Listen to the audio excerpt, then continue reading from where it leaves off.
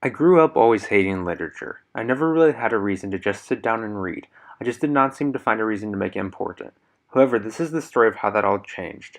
I remember it as if it were yesterday. It was the summer of 2017 and I was ready to start my first job. I'd previously gone to this place called International Alert Academy, which is a Christian military camp run by a lot of retired Marines.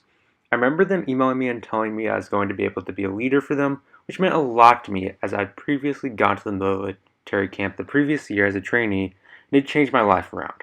I was excited to have the chance to turn another teen's life around like how mine was.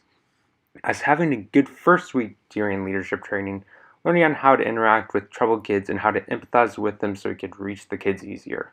However, there was one thing I still hated, and that was the fact that I had to take a speech class on how to specifically reach kids in ways that could connect with them. As I previously mentioned, I never really liked literature or felt like it had a purpose for me. However, I knew to be a leader is something I would have to master so I could reach the kids. As I could recall, it was the middle of a 100-degree day, and I was down at the lake with the scuba team to teach the kids how to scuba when one of the kids from my platoon came up to me and asked about why I was so different from the other leaders and had a personality of actually caring for them. I tried to explain it while using the scriptures to explain the salvation of God to him and how it had changed me. And as of being from where he was just a year before, I could empathize with how he felt. Thankfully, that speech class I had to take during Leadership Week paid off, and I was able to use my knowledge of the Bible to help lead him towards Christ.